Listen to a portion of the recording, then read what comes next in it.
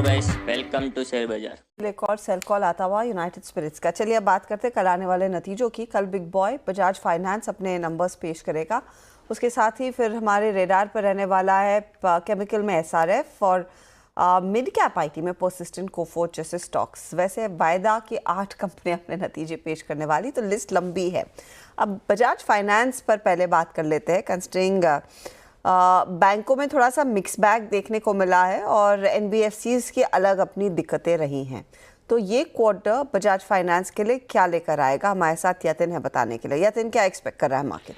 तो देखिए, बजाज फाइनेंस एक कंसिस्टेंट नंबर रहेगा। अगर हम कंसोल बेसिस पे बात करें तो नेट इंटरेस्ट इनकम में लगभग 23% का इजाफा आप देखेंगे। ये सीएनबीसी आवास का पोल है और लगभग 8,878 करोड़, यानी लगभग 8,500-9 हज़ार करोड़ रुपए के बीच में नेट इंटरेस्ट इनकम का अनुमान है। मुनाफे में बिकॉज अदर इनकम कम होगी, 13% की ग्रोथ एक्सपेक्टेड है और प्रॉफिट का नंबर कंसोल बेसिस पे लगभग 4,000 करोड़ रुपए तक का हो सकता है। ऑपरेटिंग परफॉर्मेंस भी शानदार रह सकता है, 24-25% की ग्रोथ रहेगी।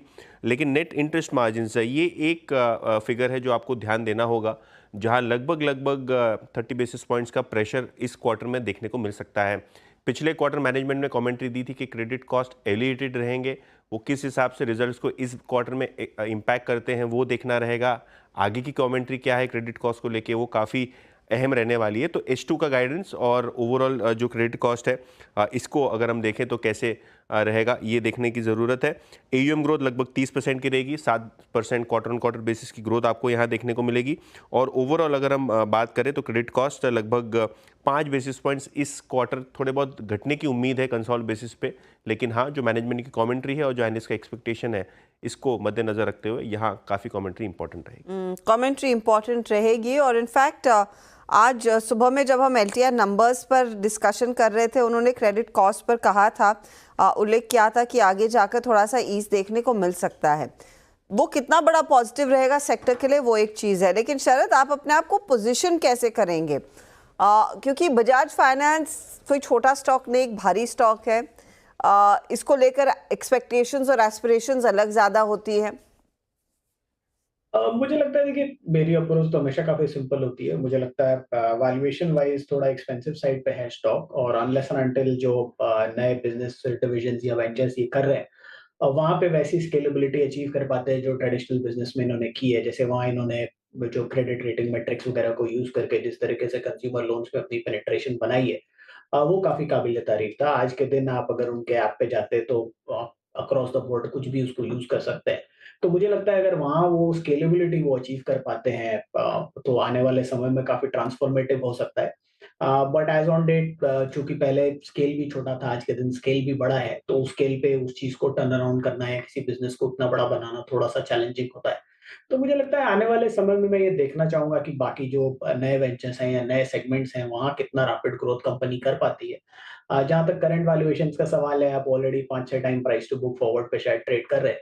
तो वहाँ पे बहुत ज़्यादा अपसाइड खोज पाना शायद थोड़ा-सा मुश्किल होगा, अनलेस एंड अनटिल कोई नंबर आपको बहुत ज़्यादा पॉजिटिवली सरप्राइज़ करता है या मैनेजमेंट कमेंट्री में उससे रिलेटेड कोई बहुत बड़ी लीवे आती है, जिसकी उम्मीद मुझे कम है। तो मुझे लगता है डिप्स को यूज़ करिए। अगले साल, डेढ़ साल में कभी भी आपको जब बेटर वैल्यूएशंस मिले या थोड़ा डिप मिले स्टॉक में कोई नेगेटिव न्यूज़ पे, तो मेरे हिसाब से वहाँ ग्रेजुअली एक्यूमुलेट करिए। स्टोरी काफ़ी कंपेलिंग है लॉन्ग टर्म में, but medium to short term में मेरे हिसाब से शायद वैल्यूएशंस फुल्ली वैल्यूड है। बहुत ज़्यादा अपसाइड खोजना थोड़ा मुश्किल होगा। इनफैक्ट चार्ट्स पर मैं देख रही थी, मानस देखिएगा आप भी, 7,750 के आसपास बार बार बिकवाली आ जाती है। और ये इस पूरे साल में 2-3 मरतबा ऐसे तो हुआ ही है। हाल फिलहाल में भी फिर ये 77-68 तक गया और उसके बाद फिर फिसलना शुरू हो गया। तो टेक्निकली ये लेवल क्या बड़ा रेजिस्टेंस का है? क्या लग रहा है उसको पार करना बेहद मुश्किल है? उसके लिए एक बहुत बम्पर क्वार्टर चाहिए होगा। बिल्कुल, देखिए, अगर हम देखें तो कोई बहुत बड़ा मूव देखने को मिला नहीं है। पिछले करीब हम 1.5 साल की बात कर ले तो 8200 8100 के आसपास रेजिस्टेंस है, 6200 के आसपास सपोर्ट है। इसी रेंज में स्टॉक ट्रेड करता रहा, तो कोई डायरेक्शन दिखा नहीं है। और ये आपने बिल्कुल सही कहा कि अगर पिछले करीब 6-8 महीने की बात करें तो अब वो जो अपर बैंड था वो चेंज होकर 7400 7600 हो गया है। उसके ऊपर स्टॉक नहीं जा पा रहा है। अब फिलहाल 200 मूविंग एवरेज के नीचे ट्रेड कर रहा है। यहाँ पर मैंने एक सेल रिकमेंडेशन भी दिया था 4 दिन पहले, जब 200 मूविंग एवरेज ब्रीच हुए थे। मेरे ख्याल से जो लोअर रेंज है 6400, स्टॉक उसकी तरफ जाने की कोशिश कर रहा है, तो अभी भी स्ट्रक्चर वीक लगता है, गिरावट पे खरीदारी नहीं करनी है। और कभी कोई उछाल मिले तो यहाँ पर लॉन्ग पोजीशन से एग्जिट करिए। फ्रेश खरीदारी केवल और केवल 7100 के ऊपर ही करें। ओके, तो देखते हैं ये पहुंचता है या नहीं उन लेवल्स पर, और नंबर्स इवेंचुअली क्या डिलीवर करते हैं। अब बात करते हैं परसिस्टेंट और कोफोर्ज की। देखिए, ज़्यादातर बिग बॉयज़ के तो नंबर्स आ चुके हैं, लेकिन मार्केट भर में ये चर्चा हो रही थी कि मिड कैप्स के साथ रही है परसिस्टेंट, कोफोर्ज जैसी कंपनियां, इनके खूब रिकमेंडेशंस आपने इसी मंच पर सुने भी हैं। तो इस क्वार्टर में एक्सपेक्टेड क्या है, पहले वो समझ लेते हैं। कंचन हमारे साथ है। कंचन बताइए। जी, सबसे पहले शुरुआत करते हैं कोफोर्ज के साथ। अगर हम इसके क्वार्टर ऑन क्वार्टर बेसिस में नंबर देखें तो नंबर कहीं ना कहीं अच्छे आते हुए नजर आ रहे हैं। रेवेन्यू में हमें 13% का एक अपसाइड एक्सपेक्टेड है, साथ ही साथ एबिटा में 41% का, मार्जिन हमें 3% ऊपर दिखाई दे सकते हैं, और पैट में भी अच्छी खासी तेजी की संभावनाएं जताई जा रही है। अब डील्स के रैंप अप में तेजी के कारण जो सेकेंड क्वार्टर है वहां से हमें ग्रोथ में एक अच्छा खासा उछाल आता हुआ दिखाई दे सकता है। मजबूत एग्जीक्यूटेबल ऑर्डर बुक से मांग में लिमिटेड पिकअप के बावजूद रेवेन्यू ग्रोथ में सुधार की भी उम्मीदें जताई जा रही है।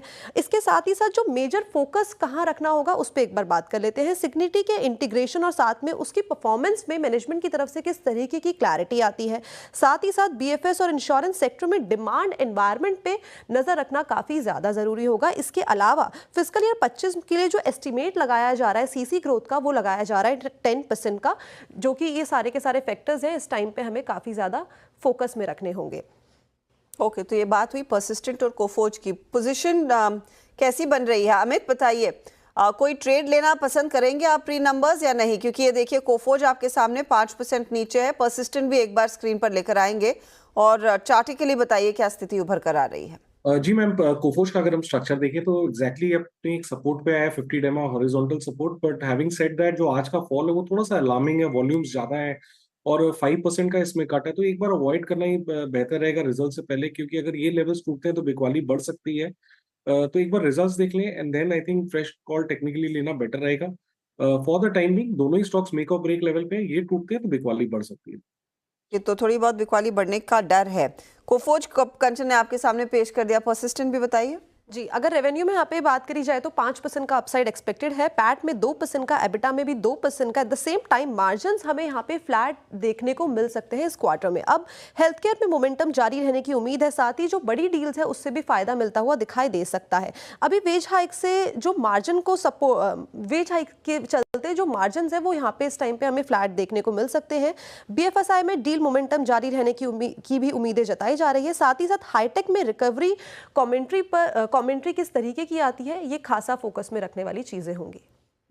ये इनफैक्ट परसिस्टेंट और कोफो। जब बात करते हैं एसआरएफ, और एसआरएफ के लिए पिछले हफ्ते तो वैसे भी एक झटका आ चुका था, ये क्वार्टर थोड़ा सा दर्दनाक रहेगा। अब नंबर्स में क्या पेंसिल इन किया जा रहा है, कितनी बुरी स्थिति हो सकती है? जी, मार्जिन्स यहाँ पे हमें कहीं ना कहीं नेगेटिव साइड पे जाते हुए दिखाई दे रहे हैं। सबसे पहले रेवेन्यू की बात करें तो 12% का अपसाइड एक्सपेक्टेड है, एबिटा में 4% का, पैट में 4% का, लेकिन मार्जिन्स करीबन 1 से 1.5% हमें गिरते हुए दिखाई दे सकते हैं। पैकेजिंग की इसके अलावा बात करी जाए वाई ऑन वाई बेसिस में तो यहाँ पे 25% का एक अपसाइड एक्सपेक्टेड है, केमिकल में 4% और टेक्निकल टेक्सटाइल में हमें 10% की ग्रोथ देखने को मिल सकती है। अब कहाँ पे नजर रहेगी उस पर एक बार बात कर लेते हैं। सबसे पहले स्पेशलिटी फ्लोरोकेमिकल प्लांट पे किस तरीके की डिमांड आती हुई दिखाई देगी, साथ ही साथ केमिकल में डिमांड रियलाइजेशन, टेक्निकल टेक्सटाइल में किस तरीके की मांग आती है, और साथ ही साथ पैकेजिंग कारोबार को लेकर मैनेजमेंट की किस तरीके की कमेंट्री आती है, ये की फोकस पॉइंट्स होंगे।